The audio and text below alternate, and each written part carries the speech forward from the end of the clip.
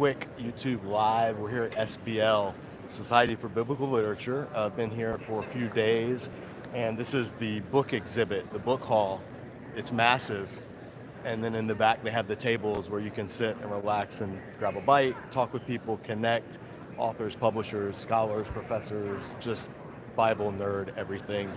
But I wanted to show you this. This is really cool.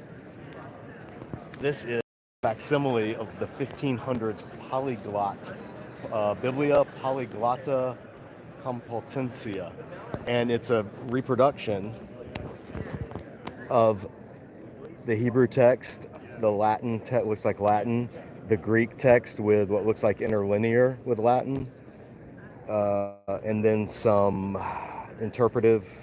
I'm not sure which rabbinical school, but this is just really cool. It's done. This is Genesis, so can't even lift it. But this is the kind of stuff you have. Look at this. How gorgeous is that? Woodblock prints in the prologue. And polyglot is multiple, many voices or many tongues. And so it's, one of the oldest interlinears, first printed polyglot Bible in history, 1502 in 16th century Spain. 16th century. So it's just got some information on it, and then there's a catalog about it. But I thought Bible nerds would appreciate that. This is at the Editorial Verbo Divino booth. Pretty awesome.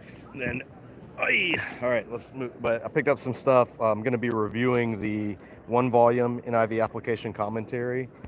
I'll be reviewing that at some point. It'll take me a little while to work through it. And then you guys might recognize the BibLingo table. If you're not on BibLingo, I'm giving you guys a live shout out. So, what's your name? Joe. Hey, I'm JM. Nice to meet you. Just doing a little DiscipleDojo live. We've reviewed BibLingo before, so this guy, but Dojo viewers know Kevin. Go ahead, keep talking. I'm just doing a live, just giving you a shout out live on the air. BibLingo, check them out, guys. They have some sweet swag over here. So if you saw the BibLingo video I did, BibLingo is, if you're looking to learn Greek, Hebrew, in a way that's intuitive, you'll notice Kevin's the guy on all the videos, but they have small formats so you can daily, spend like 10 or 15 minutes learning Greek and Hebrew. It's really good. So check out BibLingo. They gave me a shirt from Psalm 119, which you will see when I'm going through some of the Psalms. But they're just explaining what they do, what they have going on, and there's a little video that talks about the original languages and why they're important. Yeah, DiscipleDojo, big fans of BibLingo, so check them out. And then here is, for those of you that have heard, David Da Silva and I are going to be leading a trip to the 7 churches of Asia Minor in Turkey, and we're going to be doing it with Tutku. This is the company that we're going to be using, and so this is their booth. And how are you? I met Levent yesterday, but haven't met you yet. Yes. I'm JM. Hello. Nice to meet you. Tink? Nice to meet you. We're going to be doing the trip in the fall to the 7 churches, and so I'm doing a little Instagram live shout out for Tutku. So your company is really good, and I've only heard good things from David, Ben Witherington. Yeah. So if you want to see the Holy Land, talk to Tutku. They'll take care of you. They do tours based on the biblical, like teaching the Bible. So they take you all around. They have tours to Turkey. So that's where we'll be headed. We're going to be doing this.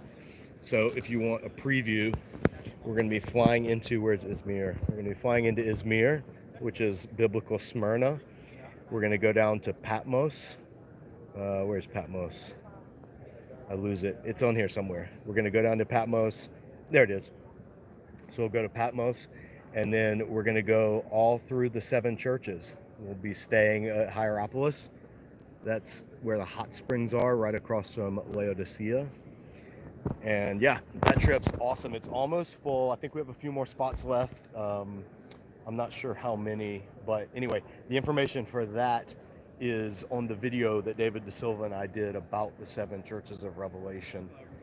And then right behind that, we have the Lexham display. And Lexham is great. You guys will recognize the books that we've reviewed. David's book, The Apocrypha. This is what I read at night, my Lexham English. And then our buddy Matthew Halstead, of course, you remember his book. So a lot of the Lexham display is great because I've reviewed a number of these, and they're really good. Lexham resource. You guys mind? I'm giving you a live shout out on YouTube. So, all right. So this is the Lexham Press. I'm telling them about and this is their Fat Cat series. They're so good. If you guys have seen our Fat Cat, I love those. Love the Fat Cat. Yeah. So Lexham's got, here's some more of the Fat Cat series, their children's series. And then these are some of the other ones. These are some of the shorter ones. I think I talked about in my reading list, the Apostles' Creed, and they've sent me the church. I haven't read it yet, but they have the different ones: baptism, 10 Commandments, the Lord's Prayer, God's Word, and they're like short, very concise walkthroughs of those elements. Other good book that I've read that I recommend highly from Lexham. Again, I love Lexham stuff. I really want more people to know about Lexham. Is Brian Irwin's book, After Dispensationalism. I read that last year. That's a very, very good presentation, historical overview. And then our buddy Joey Dotson, of course, Conquerors Not Captives. You guys remember Joey was on the episode talking about Romans 7. Joey gets it right. And another one, I've read a couple of these. This is the one, Dojo viewers, we gave away, reading the Psalms with Scripture.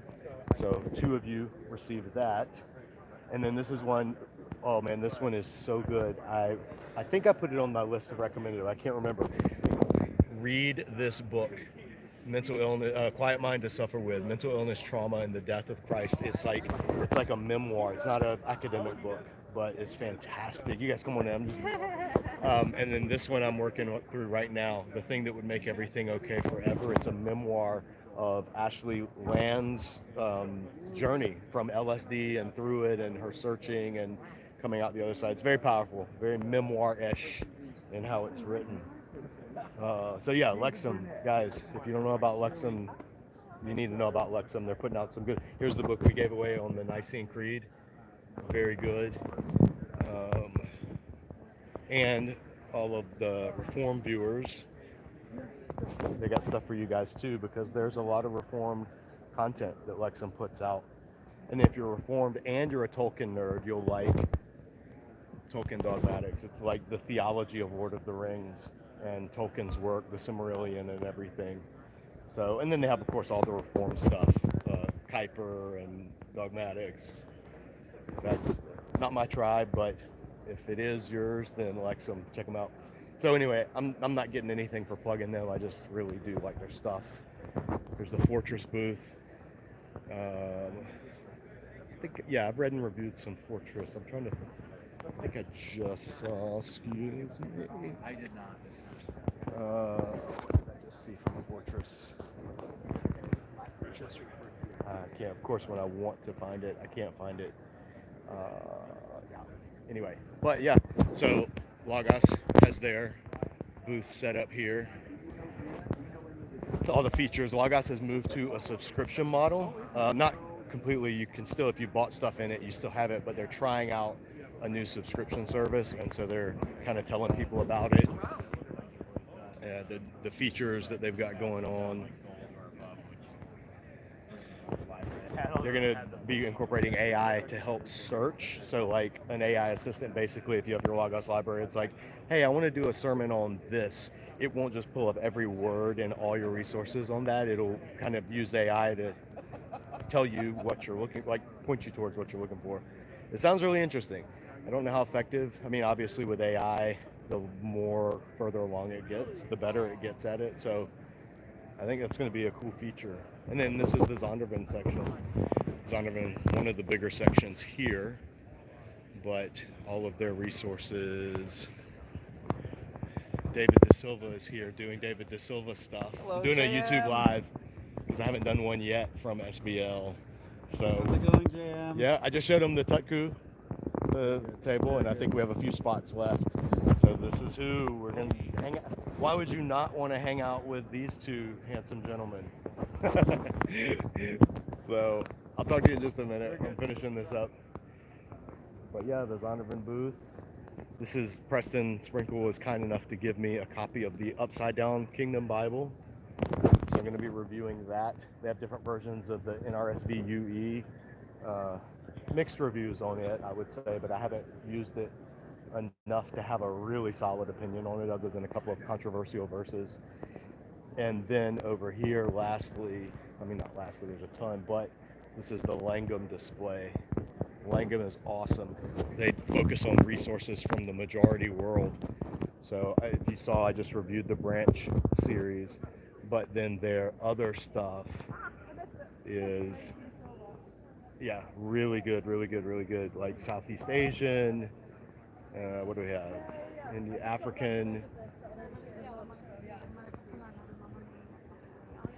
They're good. This series especially. I don't know what the name of this series is, but the book covers all look like this. These are all by scholars in the majority world on specific biblical theological topics. This is interesting. The Beast, Graves, and Ghosts. Russian Baptist Mission. So yeah, their stuff is intentionally majority world, which is what makes it so good.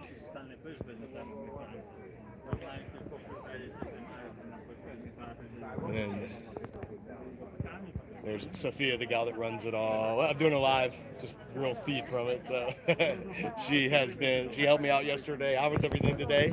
Going well? They're keeping you busy? Awesome. I posted the video in the Grown Ups Table group of the book that you did, and people are already responding like, oh, I want to check this out. So we'll keep it up. Take care. See ya. Yeah, this is just a great series. And then they have a series of commentaries by scholars from the majority world as well on specific books. So Habakkuk, Zephaniah, the Psalms, Ruth, Esther. Chloe's son Chloe's son presented on Exodus. She presented a paper at a session I was at on the body imagery of the tabernacle, how the tabernacle actually uses anatomical terms like shoulder, back, hips to describe the tabernacle itself, rib, and what that means for envisioning the tabernacle as a body of God or God's body that moves around with Israel. So interesting stuff. I want to think more on it and how it may converge with the concept of the tabernacle as a portable Mount Sinai, which if you've seen our videos on that, that's where I lean heavily. But she gave me some things to think about that I think are interesting in terms of the anatomical language. And then lastly, Hendrickson over here. They produce a lot of resources, primary languages stuff, and I want to show you guys this. They have a facsimile edition. If you would like the Codex Sinaiticus, you want to add that to your library, you can do it. Normally it's $1,000, but for SBL it's only 646. What is it? Well, I can't pick it up to show you because it's that heavy, but it's the like I literally can't pick this. Probably weighs about pounds, and it's a facsimile, so it's literally the pages, a reproduction of the pages of the Codex Sinaiticus, and some of them are beautifully preserved, very well preserved, and then some pages, some of the lines are missing, some of the sections are missing, but you don't have to go to whatever library the Codex Sinaiticus is in order to study it if you have this facsimile edition. So obviously this would not be on the shelf of most Bible nerds, unless you're really nerdy and you got a lot of money. But for a theological library, even maybe a church, it might be cool if there's an emphasis on Greek. But anyway, this was cool. They've preserved even the pages with stains and things on them. So I thought, yeah, some of the pages are incomplete, like they're missing.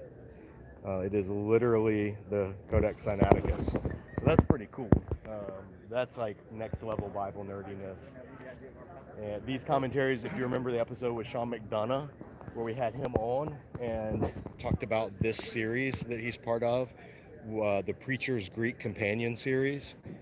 This is great, especially if you're a preacher and you're wanting to keep your original languages, because it goes through the text section by section, and it analyzes the text, like the actual grammatical analysis verse by verse, and it also transliterates, so you don't have to be able to read Greek in order to follow along, but although that helps. And then there's a section called From Text to Sermon, and it gives you, big idea, bridge to theology, illustrations, applications. So if you're a preacher, they have one for Old Testament texts as well. Here's Exodus. Same thing. It goes through and it breaks down the grammar, the syntax, and then it gives you some notes like how to take this from talking about the grammar to actually talking about the message of the book. Trying to do this one-handed, so bear with me. But this one goes section by section, it looks like, paragraph by paragraph. This is a great resource. If you're a preacher, Sunday school teacher, pastor, anybody in a teaching position and you work with original languages, then if you can find a volume in this, it's like commentary, grammar, and gives you ideas for preaching all together. So super helpful resources. There's a couple of, you guys might remember, if you remember on the channel, we talked a little bit about the pseudepigrapha. So they have Charles Worth's 2 volumes, and this is actually a great price. $45 for both volumes. That's really good. And then I've done Gary Rendsburg's book on how the Bible is written. He does like a discussion of the actual syntax, like how, I'll get this anyway. He does like how the Bible is written in Hebrew figures of speech, Hebrew usage, how narrative, poetry, just like how it says what it says. Really interesting book, but you have to know Hebrew to be able to follow it. And then they have a couple of reader's editions, which are kind of cool. This is the one I have at home, the Septuagint Reader's Edition, which is nice. A Reader's Edition, if you don't know, it has the text, and then all of the terms that appear less than a certain number of times, like the more obscure terms, it will parse them and give you the background, so you can read without having to have a lexicon handy while you're reading the text. It's very helpful, especially if you're a beginning student or intermediate student and you want to get into the text, but you don't want to carry your lexicon and look up every word that you don't know. A reader's edition would be super helpful. And you have a few other. Hendrickson does good at original language resources. This is cool. They have the Hebraic BHS, Biblica Hebreica Stuttgartensia, but they have a wide margin edition. So you can actually take notes, but it's the critical edition BHS, not the BHQ. That will be the most up to date, but BHQ is not even published yet. There's only separate volumes of it for specific books. So yeah, super, super, super Bible nerdy. There's the New Testament critical edition, which is 4 volumes. It's like $600, and it's the most in the weeds grammar New Testament manuscript. Like that's all this. So the New Testament's not a long book, so you know that it's digging down and analyzing at the micro level all of the text critical decisions and things like that. I'm not a New Testament nerd, so I don't geek out as much on this as some people, but this is sort of the standard. Trying to see if there's anything else I want to show you guys just on this quick live. We'll go over we'll check out the IVP desk. IVP's also been a friend of the channel, and there's a lot of resources that they've let us review and talk about. So this is their display, and they've got it done in sections. I picked up a few of these books today. There's John Walton. I talked to him the other night at the reception, but this is not out yet. It's just the advanced copy to let you know there's a new volume in his Lost Worlds of Genesis. So this is the uncorrected proof, but that's going to be coming soon. And then if you remember, I read this last year. I think I put it in the books I've been reading. I think I recommended his Wisdom for Faithful Reading. And then let's see if our buddies. Yep, there's our dear friend Carmen, her 2 books, Doing Well. And then our man Drew, if you remember Drew Johnson, his book, What Hath Darwin to Do with Scripture, has come out. The Message of series, these are the Old Testament commentary series that I've recommended on the channel before, as well as the Derek Kidner collection. So a lot of stuff that IVP is putting out. Very, very good resources. Speaking of David De Silva, you remember our discussion on the channel on this book. And I actually picked up this Sandra Gland's Nobody's Mother, a discussion of Artemis of the Ephesians. I haven't read it yet, but I'm going to get into that. Our 2 friends, Ben Witherington and David De Silva.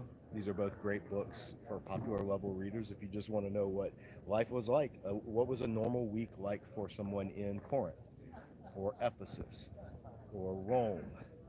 Or what was it like to just be a Greco-Roman woman? These are great resources, non-technical, non-scholarly. Our buddy Nijay and his volume that he has helped Scott McKnight edit.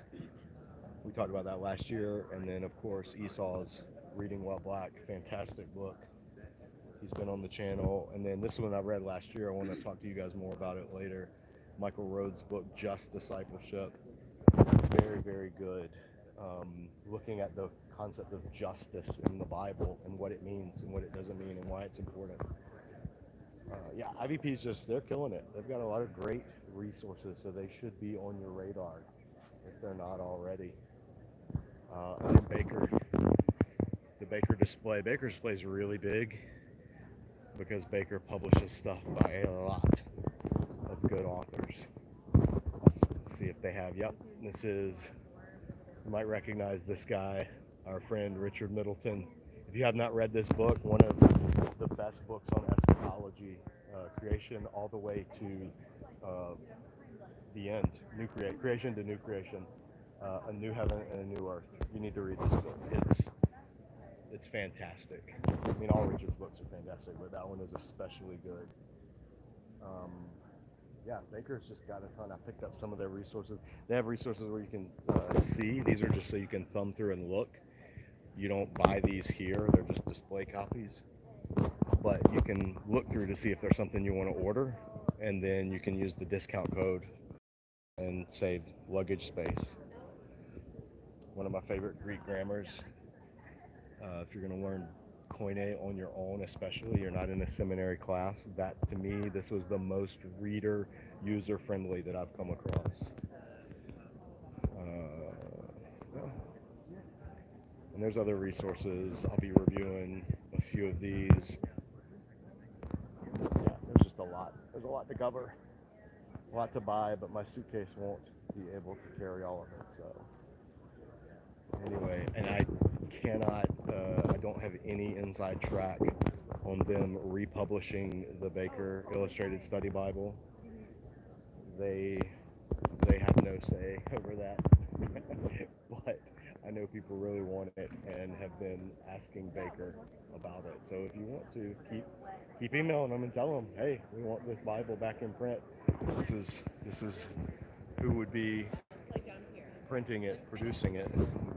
Who knows? I don't know if they'll do it. But again, publishing is so finance driven. As much as we want to think it's ministry. I mean, it is ministry. There are ministry aspects, but at the end of the day, if a publisher loses money on something, they're not going to keep publishing it. If they make money on something, they'll keep publishing it. So it is what it is. Whether you love it, whether you hate it, it is the reality of the world we live in.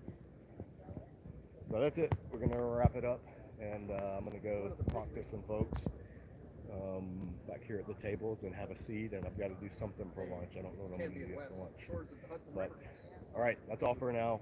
Hope you enjoyed this little behind the scenes peek at SBL. Thanks for tuning in. We'll see you next time back here at Disciple Dojo. As always, keep training.